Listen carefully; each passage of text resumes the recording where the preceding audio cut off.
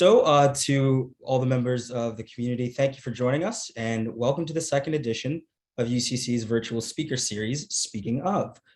This series will continue to focus on a variety of interesting topics that will feature thought leaders and expert speakers from across our accomplished alumni community and hopefully provide a platform for informative and thought-provoking discussion on current trends and global issues.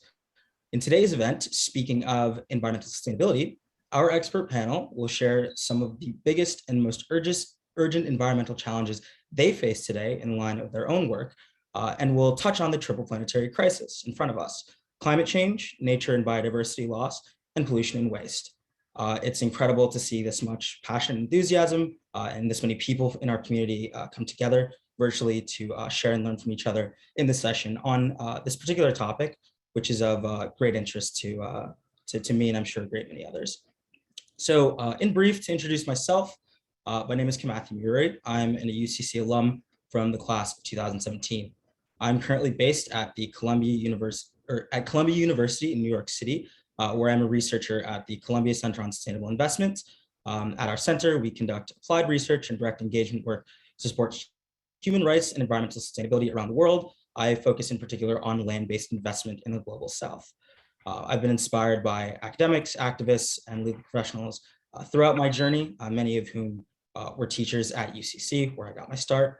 And my interests in the environmental space include environmental justice and green economy transitions. I graduated with a BA in History and Environmental Studies from the University of North Carolina at Chapel Hill just this past May. And a few months ago, I was selected as a 2022 Rhodes Scholar from Canada, and I hope to study environmental change and management at the University of Oxford. Before we go any further, we wish to acknowledge that the land on which Upper Canada College is built for thousands of years has been the traditional land of many peoples, including the Huron-Wendat, the Seneca, and more recently the Mississaugas of the Credit River.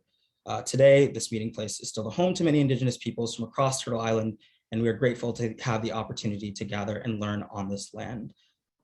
I'd be remiss not to say that as the Indigenous people were the original stewards of this land, there's much that we can learn and have learned and can continue to learn from them about the interrelationship of humans and the planet and the importance of conservation. So a few housekeeping notes before we introduce our panelists. We love that Zoom allows us to see each other even when we can't be together. So please feel free to turn on your cameras so that we can see you as well. Please ensure that your microphone is muted for the duration of the event unless you are speaking in the Q&A section. The event will be recorded and shared on multiple channels following. We encourage all of our guests to ask questions as the event unfolds. Like I mentioned, please use the chat function to ask questions throughout and feel free to message the whole group or to send your questions directly to myself or to Samantha. To help us identify you, please feel free to change your screen name to include your full name and your class year if applicable. Now, let's dive right in. And as I mentioned, please feel free to answer questions, to ask questions throughout. So thank you to our busy speakers for taking the time out of their days and schedules to be here with us. I'm honored to be a part of the event and to honestly learn from them in the course of this conversation, as many of you will as well. So to briefly introduce our speakers, first of all, welcome to UCC alumni Mike Carter and Patrick Gossage, both from the class of 1998. Mike was a boarder and Patrick a day student. They are friends, UCC classmates, and now the founding partners at First Green Energy Limited and Good Energy Partners. Welcome, Mike and Patrick.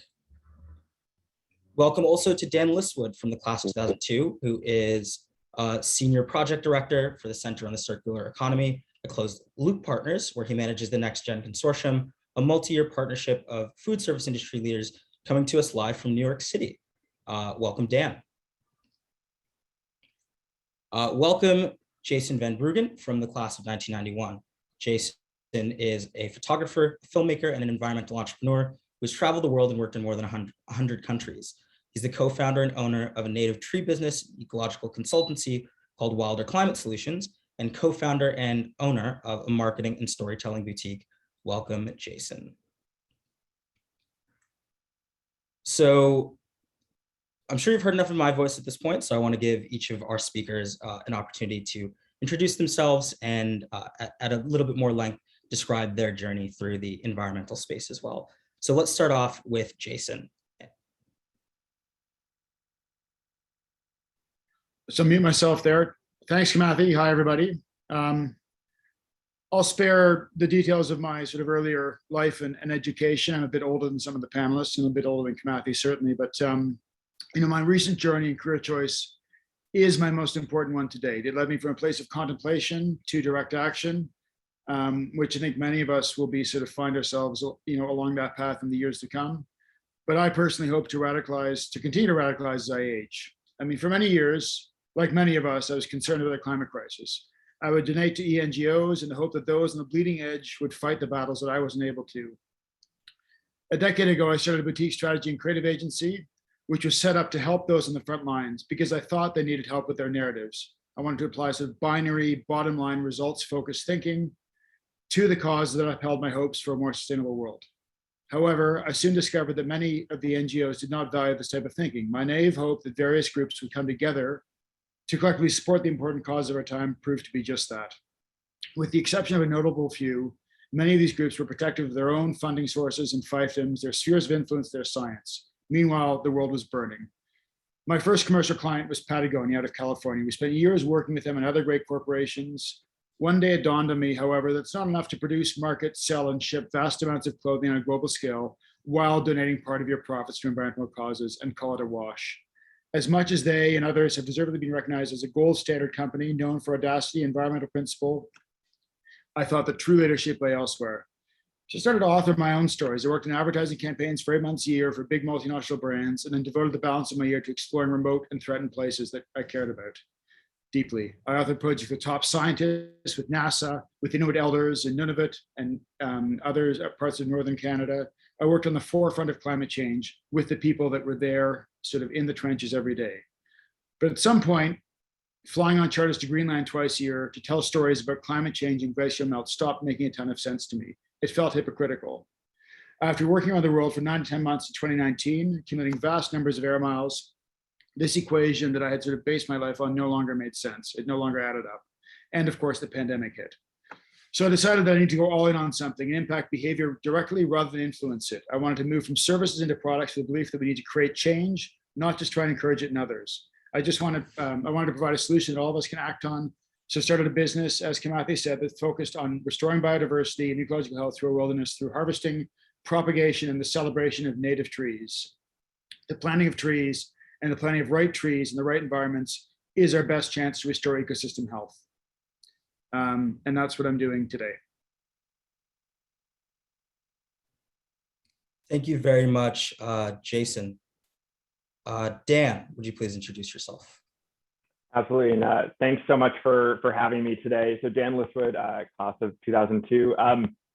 Just to give a bit of a different background and perspective. So when I went through undergrad and grad school, I finished with a degree in international affairs and urban development. Didn't necessarily see a career path in the environment as a direct link, but a few opportunities early on in my career, I think really set me forth on that path. And I've been really excited to focus on that since. I started off in the nonprofit sector, working in New York for a policy group called Urban Green Council, really focused on the urban built environment. And then after that, I worked for a few years at the Clinton Foundation, where I was focused on large-scale clean energy development, both in North America, focused in the Midwest, as well as in China. I realized that while the experience in the nonprofit space was really exciting and allowed me to really flex, I think, my entrepreneurial spirit, getting some more private sector experience is also critically important. So I went into the magical world of sustainability consulting after my time with Clinton Foundation, where I worked for 5 years. Both with a firm that was really focused and aligned with Fortune 500 companies on developing their sustainability strategy and reporting. And then I focused more specifically on commercial real estate. For the last 3 years, I've been really fortunate to work with a group in New York called Closed Loop Partners, which is an impact investment firm and innovation center focused on growing the circular economy.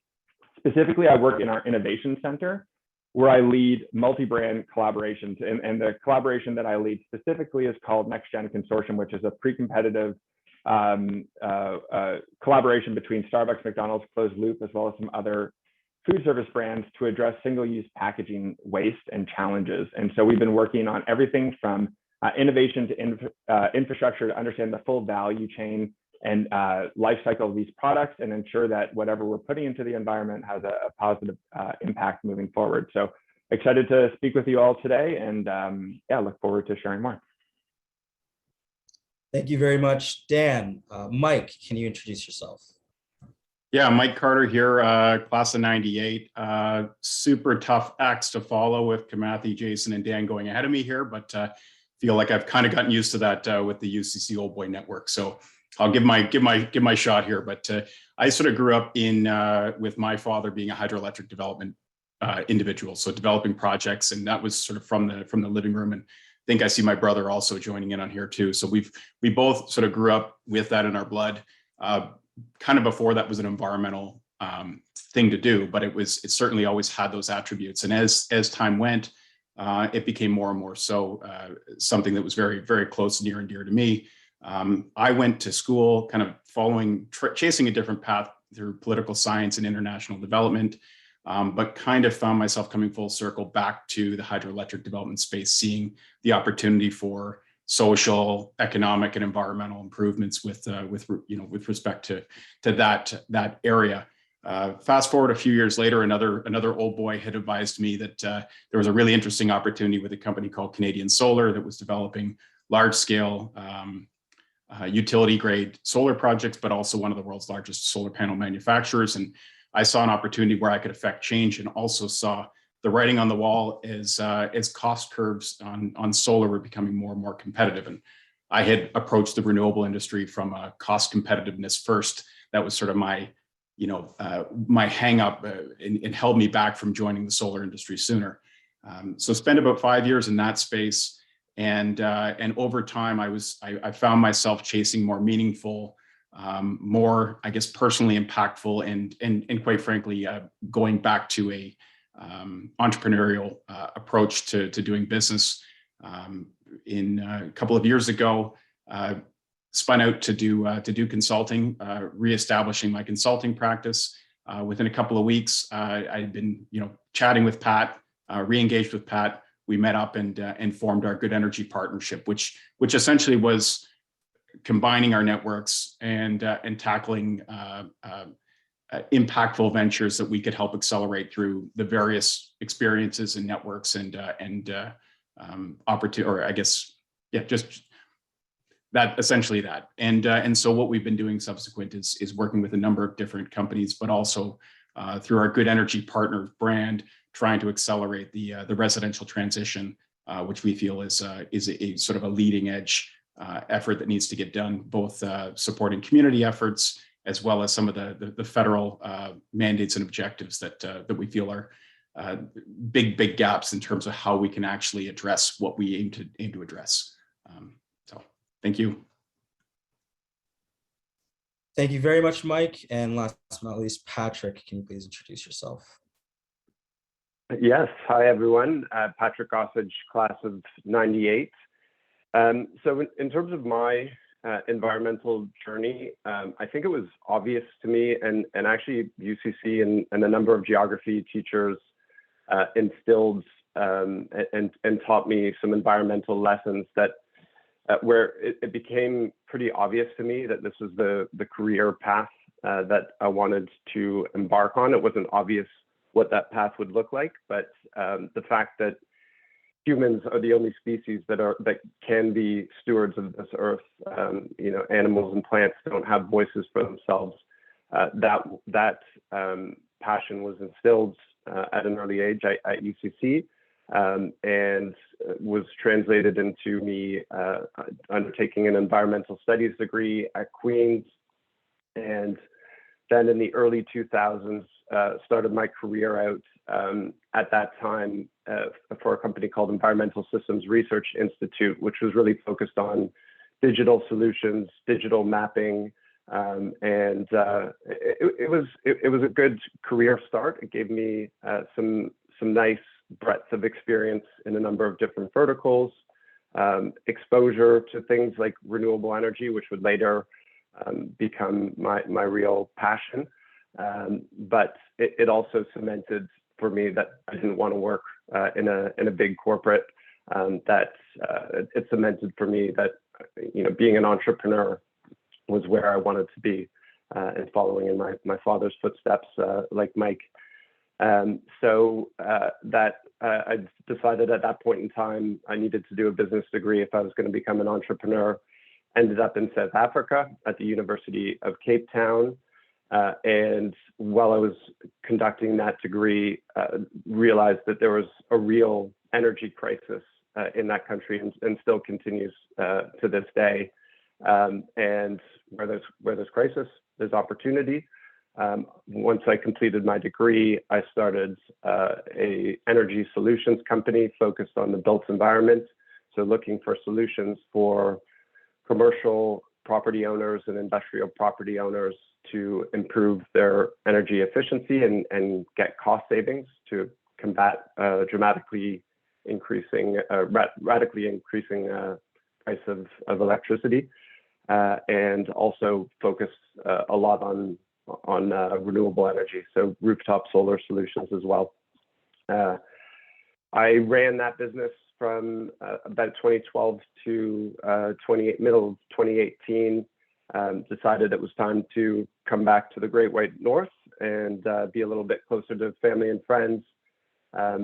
In order to acclimate back, I was consulting in my own capacity, so across a number of verticals, also in the energy efficiency and renewable energy space, and was in close contact with Mike all the time, being my friend and my one friend and classmate who was also fighting the renewable energy battle.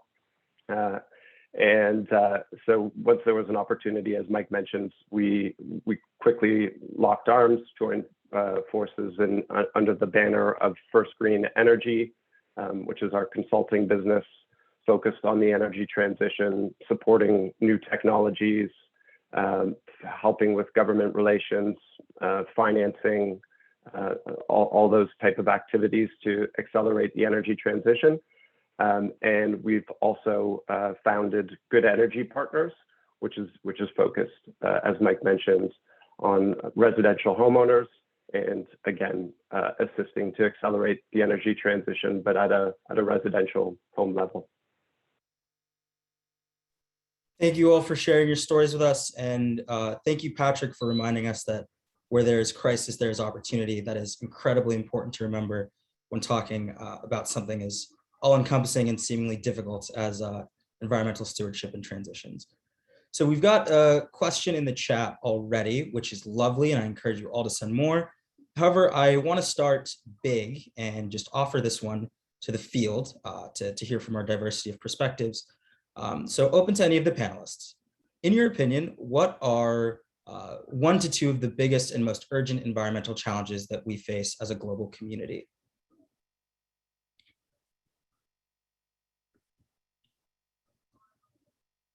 Jason?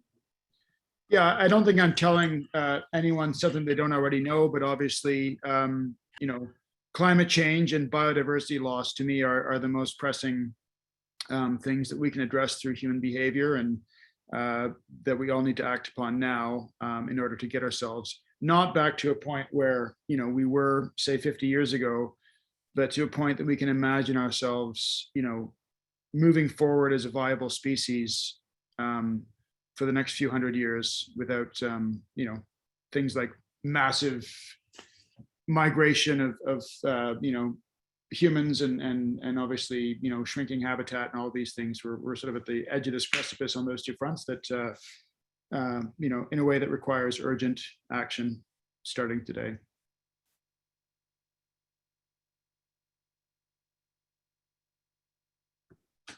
So I'll jump in as well. Totally agree with Jason and don't have anything to add there. I think what I would add is the real challenge and what we're trying to take up. The problems are well established and they're well known.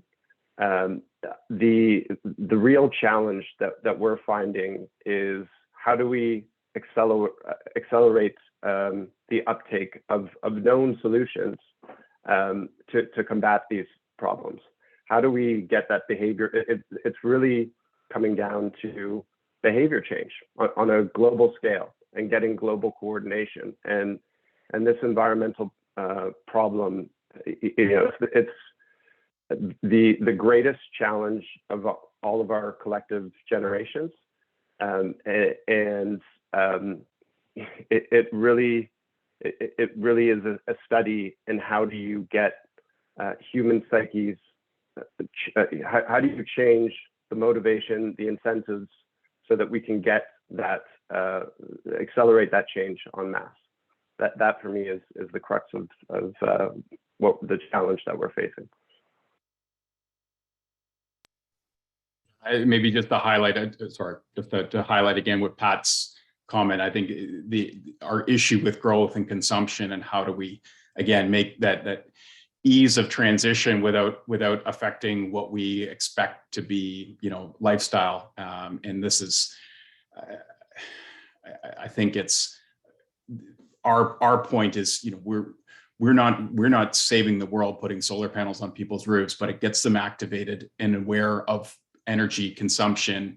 I think it's sort of a starting point for a lot of people. Certainly, when we put our own system on, you're more hyper aware of what an electron, what it takes, and it sort of feeds into that. And I think there's a lot of different ways you can start down that path.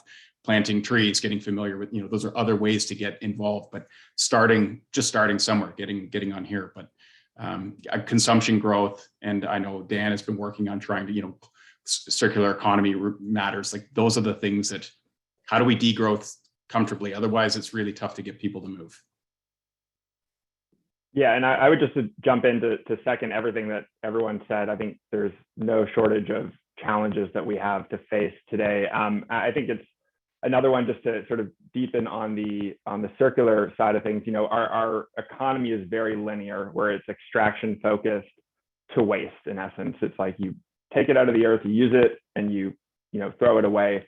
And we're really not maximizing the value that we can get out of that material. And I think as the world's population continues to grow, and as we grow and our needs grow, we need to find manners to keep that material in play and not be prematurely disposing of it, because ultimately that's just an unnecessary waste product, and maybe there's opportunity in what we're actually taking out of the earth and using it for multiple times, as opposed to just a singular effort. Thank you all for those brilliant reflections. And I guess I will fifth what you have first, second, thirded, and fourth. And I think your answers actually bring us naturally to a second question I want to offer to all of you, both in a philosophical and in a material sense. It seems that a lot of modern environmental, mainstream change movements have put a lot of stake in technology as a method for us to sort of work our way out of this.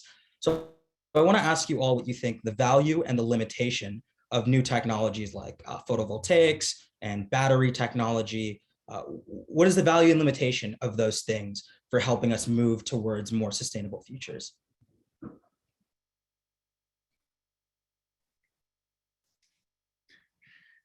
I think, Kamathi, if I may, I think the value of those is obvious. I think that we are producing technologies that were inconceivable, 10, 20, 30 years ago.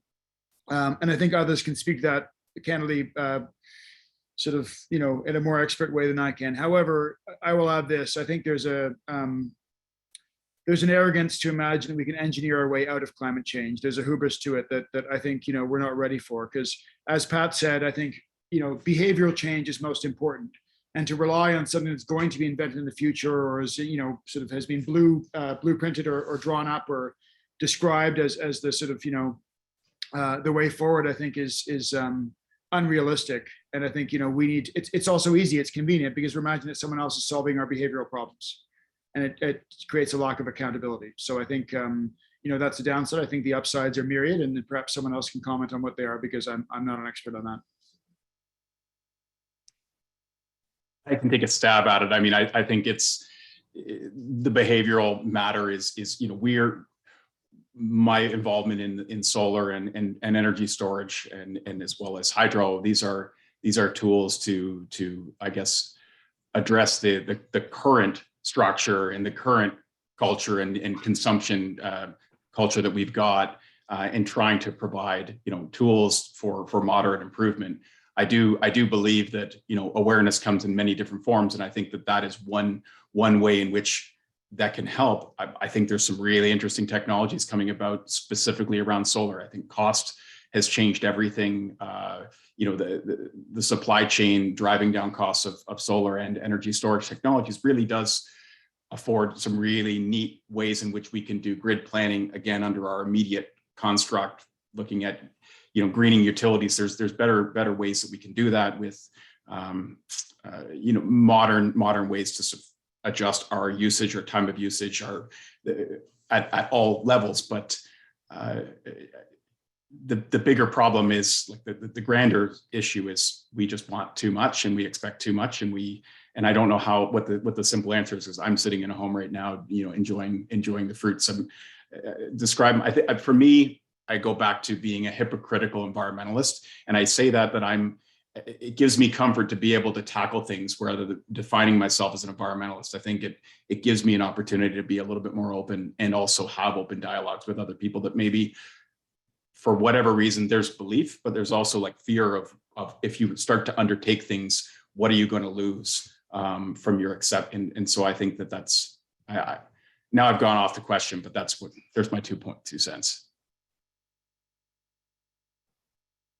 I might just jump in and add. I think it's critical that we look at technology through a critical lens. I think we can't lean exclusively on it. There's so much else that needs to happen, but it can be seen as an enabler. And so I think by finding those moments and really ensuring that we're taking a critical eye to them, I think there's a lot of opportunity. Just as an example, in the recycling space, we're seeing a lot of movement in AI and robotics. And I think what's really critical here is that, those systems are helping sort of solve for flaws that currently exist in the recycling system, where they're being more discerning in terms of the materials that they're able to pick out of the recycling stream, create more value, and actually show that there is a value proposition in a lot of it. And so I think that's an area where, I'm really encouraged by the growth of technology and how that's being implemented and used or being leveraged rather as an enabler. But again, I think it can't be looked at as the only solve. There's a lot that needs to go into it, and we need to weigh the impact of continuing to build new technologies or new systems because the old one didn't work, where maybe it's just, tweaks to the old system that could have the better long-term impact.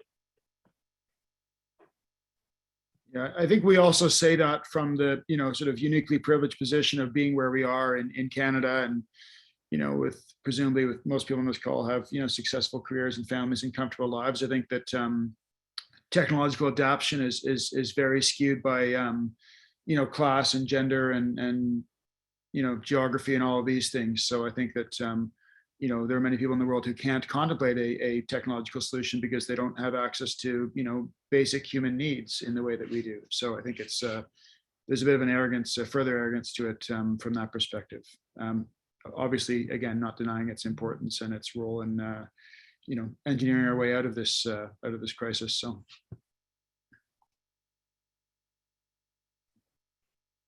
I don't have too much to add. I think, just in synopsis, I think, I think we all agree there is a lot, but a limit to the amount that technology can provide. I guess the other thing that I have noted, having been in this space and in a lot of ways, impressing this technology onto various customers, whether they be residential or property owners, et cetera. We've all collectively grown up in a time where the rate of change is incredible, and unlike any time in human history, and that is overwhelming to people. So, what we're trying to combat is entrenched legacy systems that people are comfortable with. And this goes back to the behavior change, eliciting behavior change. We're trying to impress upon our customers that this technology is cheaper and better, affords you the same comforts and more control.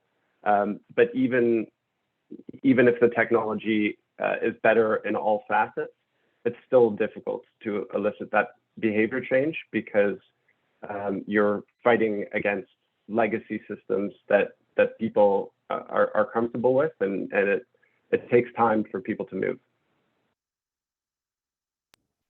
Thank you all for those reflections, and I can definitely sense the creative convergence of your different perspectives on these issues. So I appreciate you bringing your own unique expertise to the table.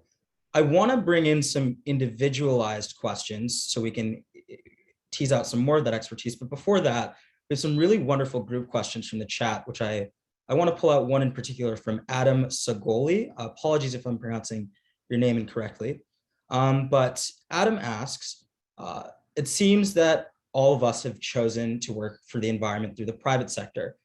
Is there a reason for that? Do you think that you can get more done through the private sector? Does UCC tend to drive alumni in the direction of the private sector? And what say you about the value of NGOs, academia, public service, et cetera, for encountering these challenges as well? So on a personal and on a grand scale, what do you think of the values and limitation of working through the private sector?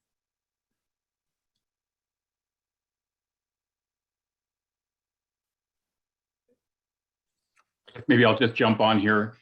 Just before our call, I was actually talking to someone that I have taken a lot of, I guess, my early solar and community activity involvement from most recently. He just left his role in the public sector, working in, I guess, leading the climate change efforts in the city of Guelph. And I met him through him selecting me to be on part of their energy task force. Community Energy Initiative Task Force. And so he was essentially downloading the frustrations that he had for the last 4, 5, 6 years working in that capacity, and has now moved to the private sector.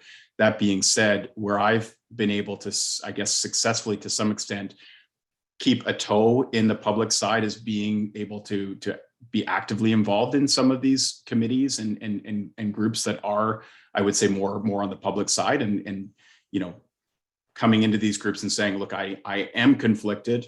This is where I come from, but I'm also wanting to be part of that solution. And I think that's the way I've been able to thread that needle. But his issue is just the immovability of getting even relatively small government bodies in line to move forward in action on the things that he was trying to be the city of Guelph was the first one to have a net zero target of any, meaningful scale in the country. And unfortunately it's still struggling to get off the ground. And Halton Hills, I'm based in Norval here, and Halton Hills has the most aggressive in the country carbon mandate for a 2030 net zero. And we are trying to figure out how to do that while managing the difficulties that can be inherent within, the needed protective nature of the sort of the public institutions when you're managing other people's money and managing trust. And we've come at this and saying we think that we can accelerate the efforts by municipals and other government bodies through the engagement with private capital and sort of leverage that up. That's why I've chosen to accelerate from a private side, because I think we can affect more change that way if we can unlock that. And that's what we're working on with some of those that are actually listening in right now. Yeah, I mean, well said, Mike. It's been my experience that NGOs and governments move at a much slower pace than the private sector. I think, typically these things are led by a sort of small group of very determined sort of, citizens, the agitators.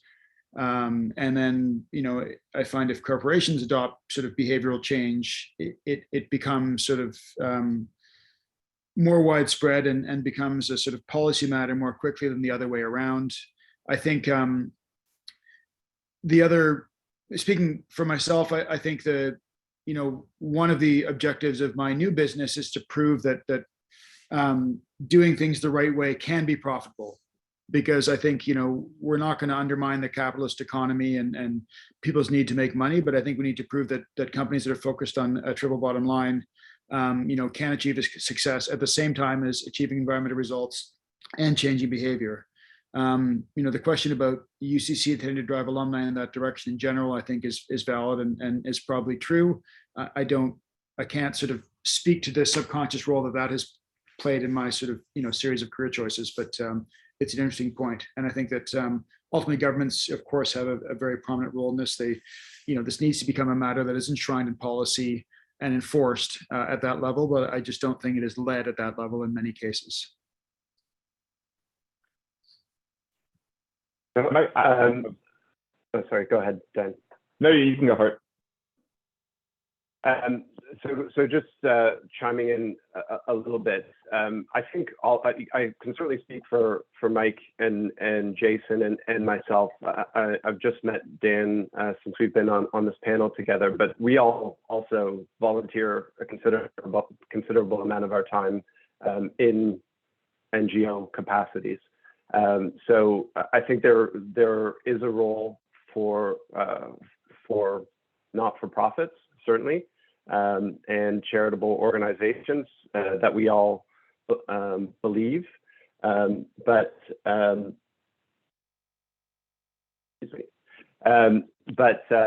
Yeah, I think what's come through here is just the pace of change that is required to tackle this problem. Mike and I have had a discussion about this when we were setting up our consultancy, and we decided that the need to mobilize the power of the market, which is the most powerful force we have to affect change in our modern society. We made a conscious decision that this was the organization style that we needed to meet the rate of change that is necessary. Right, Dan? And I just wanted to also echo, I think, a lot of what I heard, and also just say, I started in the nonprofit sector. I think you can learn from every sector that you work and participate in, and I think it's important to have a empathetic view in terms of where the other groups may be coming from. And certainly in my current position, where we're leading a lot of convenings on behalf of large corporations, having the presence of other stakeholders in the space is critically important to develop alignment, because I do find that the challenging part is where you have certain stakeholders going off on their own and directing a cause because it's incredibly important, but without sort of that convening or collaborative moment, you miss opportunities, first of all, and also potentially create more headache further down the line. And so while it might slow down the process in the interim, long term, I think the results often are better. And so I think there's a great amount of balance that's just needed, generally speaking, in terms of the different sectors that are engaging on this work, because I think ultimately everybody hopefully has the same end goal in mind. But it does involve a lot of cross collaboration to really move there effectively and efficiently at the end of the day. Thank you all very much for those reflections. We are getting a ton of really fantastic group questions in the chat. Before we move on to those, I want to offer some rapid fire individualized questions to each of you, like I said, to tease out your individual expertises. So I challenge you to keep these succinct. First, to Mike and or Patrick, why did you choose Good Energy Partners to focus on the residential space? And does it make sense for homeowners to adopt sustainable technology now?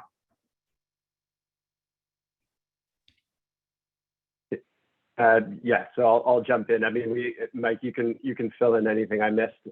We obviously believe that, hence the reason Good Energy Partners exist. Part of the reason we wanted to tackle the residential sector is we felt it was the most challenging. There are a lot of decision makers that you need to deal with when you're dealing at that scale.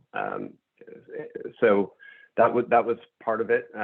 We wanted the challenge because it's such a challenging space. There are less larger organizations tackling it. There are some larger organizations in the US, and those are models that we're looking to. But the reality is most of us live in residential homes, And these are buildings that are structured, hopefully, in a way that they'll last for, sometimes 100 years. We recognize the importance. This is a huge sector where savings need to be achieved if we're going to hit our nationwide goals. So we wanted to, part of the name of Good Energy Partners is really, we want to assist you. We want to help the rate of change by assisting homeowners in making decisions that make sense for them to improve the efficiency of their homes and switch to greater electrification and renewable electrification, and act as a partner in that journey for homeowners. I might just add, Mike. No, you hit it. I mean, hardest problem to solve, and the problem is getting bigger. The communities. So again, speaking of getting involved with NGOs, the community involvement that we've been aware of, there's over 500 communities that have made climate emergency declarations across Canada alone. Most of these have some kind of a tied mandate to hitting a net zero, and the ability. So now, when you're talking in these NGOs, and then you go and have coffee with those individuals, you get the real story, and it says, how the heck are we going to address this? We have this massive mobilization effort that is not currently capable. We're not capable of addressing. And so this is where we are trying to systematize and professionalize a sort of a turnkey solution approach for, I guess, the electrification first. And again, that comes back to the awareness, why we believe it's a good thing to do, but also it starts to engage the masses, hopefully that will achieve our other objective, which is cultural shifting and greater awareness. But that's how we can contribute with the expertise that we have. Thank you both. I'd like to move on to Dan. What opportunities are there for companies to shift towards a circular economy, and can circular economy setups support or spur innovation? Sure, absolutely. And I'll give a specific example in terms of what I'm working on. But I think, one of the areas where I see this critically is in packaging design and innovation. And I'll start with the example that I'm most familiar with, which is the paper cup, your typical coffee cup. So right now, if you look at your cup, it is lined with a plastic interior to help it from, not leaking and keeping your coffee intact. And that creates challenges in the recycling stream. So while today you can actually recycle your cup in a lot of end markets rather, and mills in the United States will actually accept paper cups, and you can get maybe 85% of the fiber out of that material, you're still left with that plastic at the end of the day, which creates a challenge. And so, while you're looking at an individual cup, you say, hey, 85% of the fiber, that's fantastic. But, if you're thinking about a billion cups and there's that extra 15% of the fiber that you're missing, and also that plastic waste that's associated with it, it adds up pretty quickly.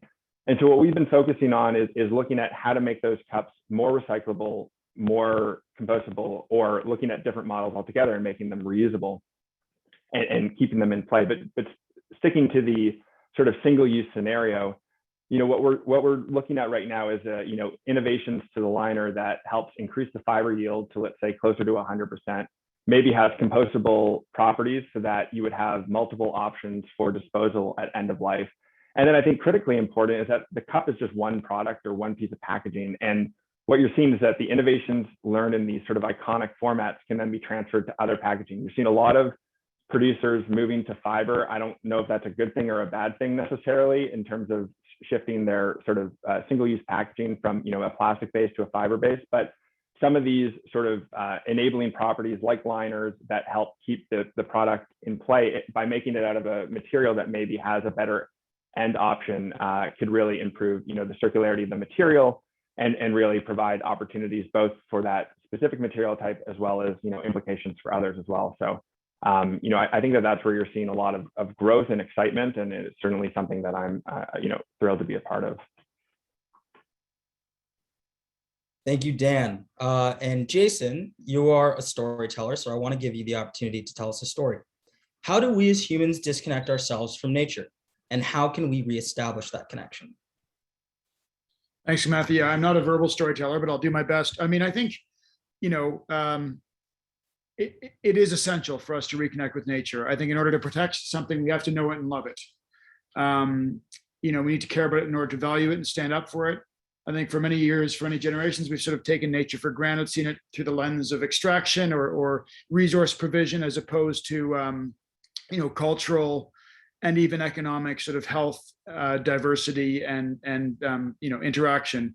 If you take a walk in the woods, you're restoring your mental and physical health, you're building your immune system, you're relaxing, you're doing all sorts of good for yourself. So I think, in terms of how we reconnect with nature, it's not about, reevaluating a consumer system that sees progress only through an economic lens. Those are much bigger problems to solve. But I think you can start, as many things do, with very, very simple steps,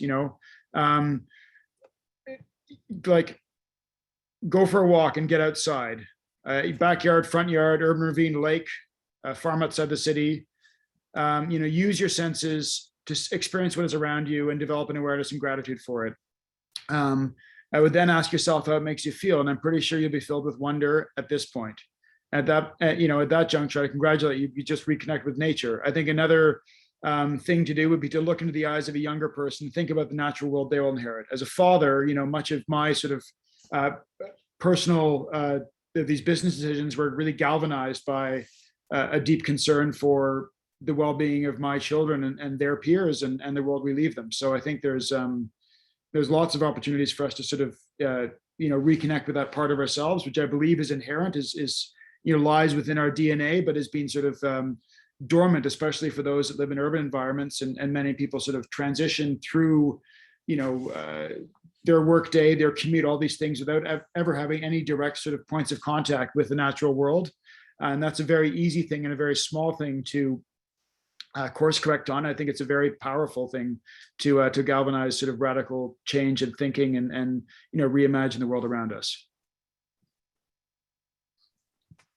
Thank you very much, Jason. There are a few questions in the chat that I want to pull together and sort of smash into one. Probably most applicable to Dan, as Kyung Phil noted, but I'd be interested to hear all of your opinions. There's growing research that suggests that ESG initiatives are essentially don't work, that doing good by the environment and that performing well are trade-offs with one another. And relatedly, there's growing research that suggests that carbon pricing would be much better, especially in the field of economics. So I want to know I'd like to hear from all of you your thoughts on the value and limitation of ESG and on the value and limitation of hard carbon pricing, carbon cap and trade schemes, etc. I'm happy to start and provide my perspective. I don't know it will answer the full question, as I'm not as familiar on the carbon pricing side, but I think having spent a lot of time in ESG and specifically in corporate sustainability, I'll say that we have a long way to go, but there's progress that's being made. And I think you're seeing that, that's happened really rapidly over the last few years. Again, I'm not trying to excuse sort of limited behaviors in the past, but I think that the trend and the seriousness that folks are taking to these issues is growing pretty significantly. And I think alongside that are much more reliable and basically reliable data sources that you can evaluate that type of performance. I think the lack of sort of common metrics in the ESG space has created a lot of challenges. And so what you're going to start to see is some of the leaders sort of emerge in terms of where there's actual teeth to a lot of what they're saying, and those that are maybe providing more window dressing and falling behind. And so I think it's important to look at it not just through a singular lens, but that there's a spectrum of activity that's happening. Some are doing well. There's a lot of activity and interest in the space, so I think there's a lot more people getting involved in it. But just as over time, as the industry and space matures, I think you're going to see that to start to take shape. As it relates to sort of how that would impact relative to carbon markets, I unfortunately can't provide a perspective on that, but hopefully my sort of initial answer is helpful, at least providing half of that response.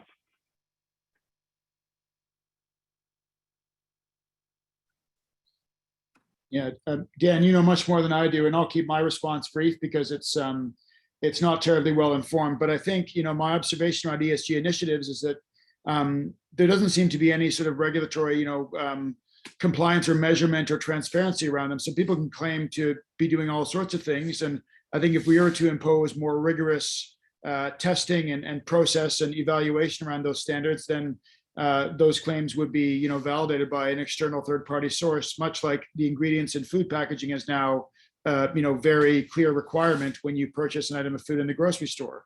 I think that the carbon impact, the water impact of the product you buy is an important criteria in evaluating, the viability of a purchase, the cost of something, and the sort of what it offers you in terms of a healthy benefit, because that is something that we can make a choice around. So I think if you were to get more rigorous, and this becomes at a governmental level, obviously, you can make that a much more effective tool for combating the climate crisis. And Jason, I'll just really quickly add that you're seeing initiatives in the states that are coming up that are hoping to solve that. I mean, I think there's one task force on climate-related financial disclosures, which was led by a Bloomberg initiative that has been taken over by a third party, and then SASB, which is also looking at how do you integrate these into sort of a company's 10K. So these are also in the public realm as well. So, but yeah, I 100% agree with what you said there.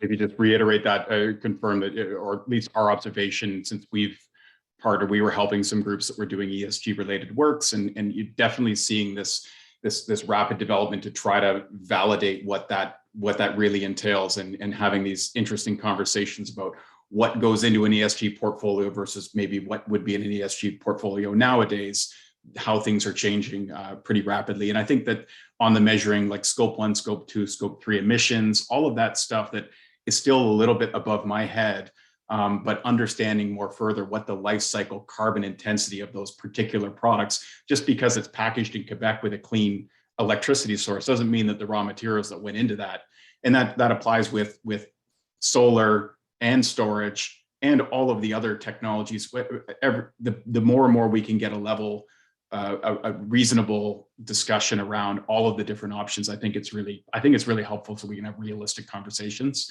On the carbon pricing, I think I'm a fan of it. I'm a fan of it late in life. I wasn't a big sort of carbon, I guess I wasn't sort of on the carbon climate change train until, unfortunately, probably until like the last 15 years or so.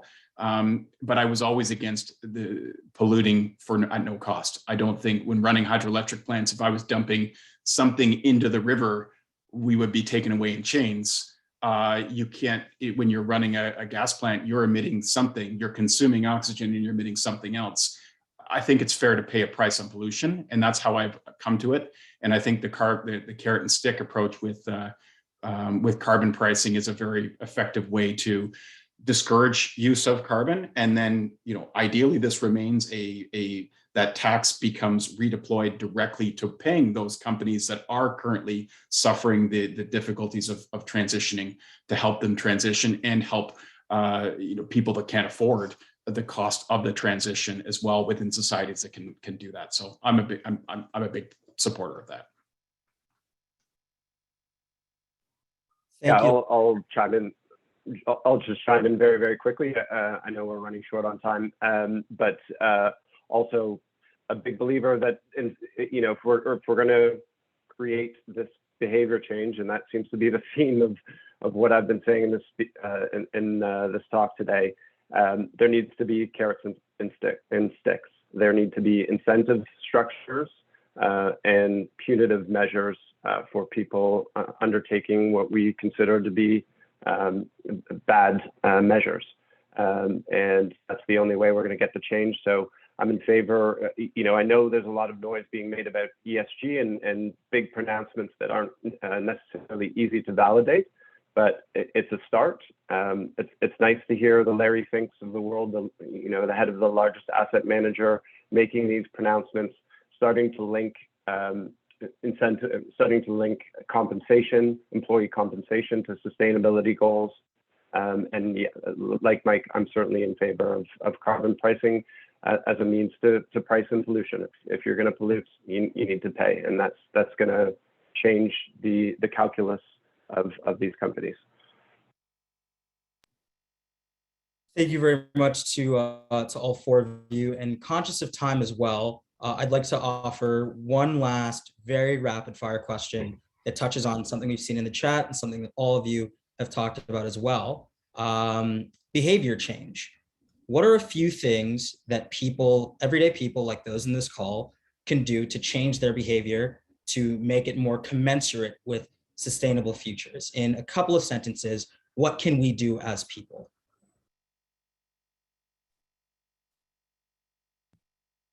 I'm going to steal the first one first, because eating less meat, I think, is a really quick one. And I know I've talked to the group before, but weather stripping, just finding those air gaps around your doors and things like that's really low hanging fruit. Buy $5 worth of weather stripping and plug some of those holes.